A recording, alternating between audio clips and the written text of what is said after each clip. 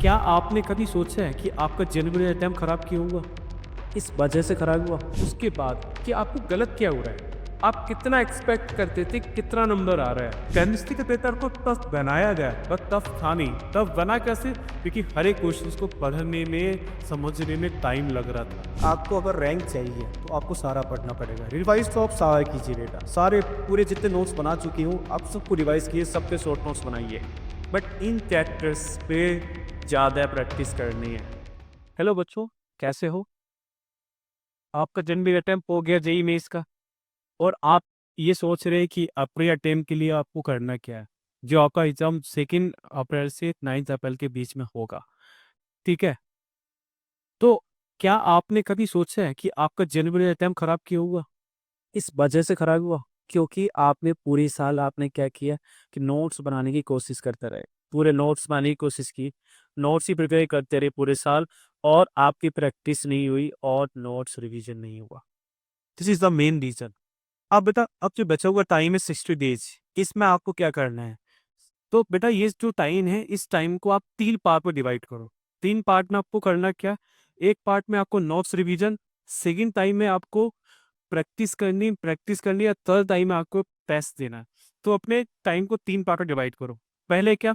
Notes revise करो। Notes को बेटा किस तरीके से रिवाइज करना है? जो भी नोट्स आपने बना रखे हैं, पहले उसको रिवाइज करो।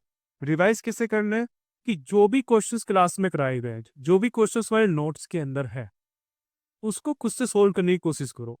पहले खुद से सोल्व करो, क्योंकि नोट्स ही तुम्हारा क्या है, सिलेक्शन का क्राइटेरिया है। प्रैक्टिस करने से क्या होगा? रैंक इंप्रूव होगी। टेस्ट पेपर देने से क्या होगा? एक हाई रैंक आपको मिलेगी। तो इससे क्या होगा? तो हम सारी बातें डिस्कस करते हैं। तो बेटा, नोट्स को कैसे बना? नोट्स के सारे क्वेश्चंस को अपने आप से करो। नोट्स के सारे क्वेश्चन अपने आप से करना, साथ साथ में उसके शॉर्ट नोट्स को बनाना है। जैसे ही आपके शॉर्ट नोट्स प्रिपेयर होते हैं, एक चैप्टर, 2 चैप्टर, फिर उसकी चैप्टर की प्रैक्टिस कर दिया। बट प्रैक्टिस कैसे करनी? थ्रू पी की। पी कौन से? पी कौन से? आफ्टर कोविड या लास्ट 5-6 ईयर्स के पी आफ्टर कोविड बोल सकते हो। तो 5 से साल के पेपर्स को आपको प्रैक्टिस करना है।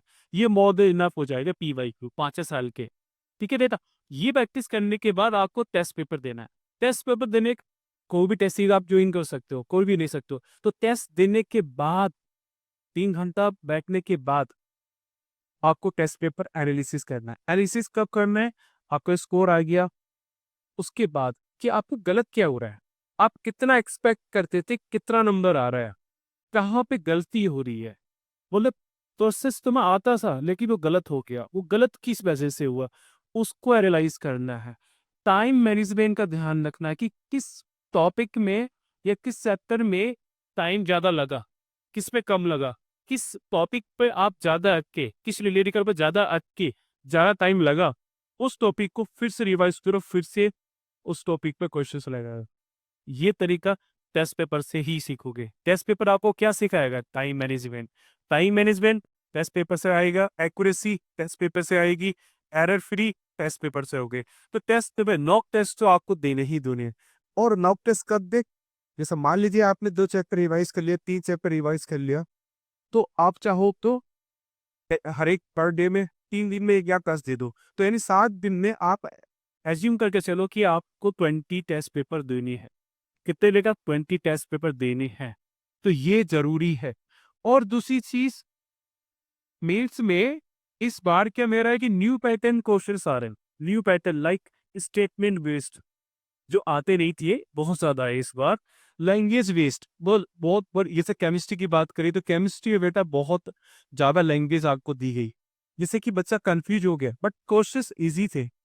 तो केमिस्ट्री के पेपर को टफ बनाया गया, बट टफ था नहीं। टफ बना कैसे? क्योंकि हर एक क्वेश्चन को पढ़ने में, समझने में टाइम लग रहा था, क्योंकि इस तरह के न्यूमेरिकल्स आते नहीं थे जनरली। बट इस बार क्वेश्चंस को इस तरीके से दिए न्यू पैटर्न बेस्ड कि उसमें टाइम लग रहा था।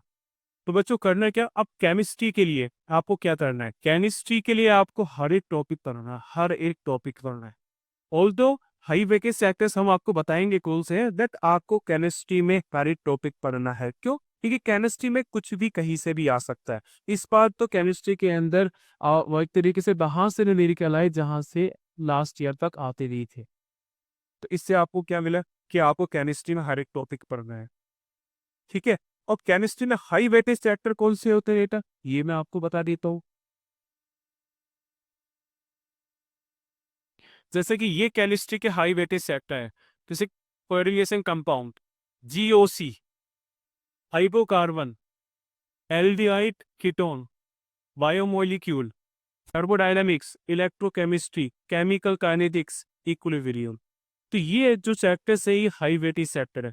इनको तो आपको करना है हर हाल में, इनकी प्रैक्टिस करनी है, इनकी पीवाईक्यूज लगाने हैं, इनका रिवीजन तगड़ा करना है। इनका तो करना है क्योंकि आपको सिंपल सी बात है, आपको सिलेक्शन चाहिए ये हाई वेटेज चैप्टर से हो जाएगा।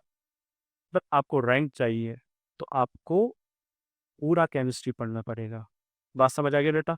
ठीक है, अब बात करते हैं मैथ्स की, कि मैथ्स के हाई वेटेज चैप्टर कौन से होते हैं। हाई वेटेज चैप्टर बेटा कौन से होते हैं? Coordinate geometry, PNC probability, quadratic equation and complex number, binomial sequence series, matrix determinant, 3D, 3D vector, 2D vector, 2D, OI, definite integration, और रेशनल फंक्शन में डोमेन और रेंज वाला पार्ट।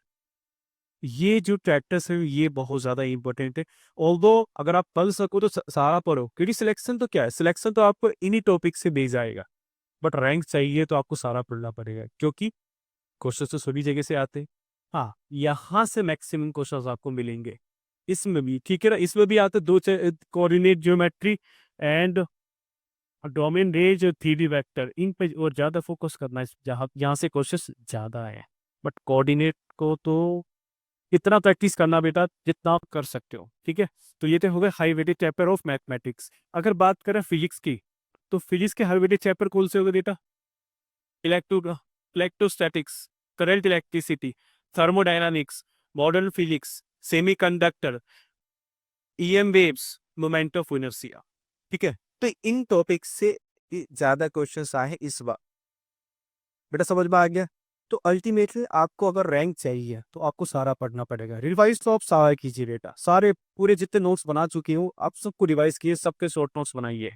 बट इन चैप्टर्स पे ज्यादा practice करनी है। मान लीजिए कुछ चैप्टर्स हैं जैसे कि हाई वेटेज चैप्टर्स हैं, तो इस 7 दिन में इस हाई वेटेज चैप्टर्स की प्रैक्टिस ज्यादा कीजिए। जो लो वेटेज चैप्टर्स हैं उनकी प्रैक्टिस कम कीजिए, तो टाइम यहाँ पर ऑटोमेटिक बैलेंस हो जाएगा। तो हाई वेटेज चैप्टर्स एक तरीके की जो चैप्टर यहाँ पे लिखी है, 80% पेपर यहाँ से आएगा। हाई वेटेज सेक्टर्स 80% पेपर आपको यहाँ से मिल जाएगा, तो आपका सिलेक्शन तो नीचे हो जाएगा। बट रैंक चाहिए तो आपको सारा पढ़ना पड़ता है, सिंपल सी बात है बेटा। बच्चों समझ में आ गया होगा, आशा करता हूँ आपको समझ में आ गया। ओके बच्चों, थैंक यू।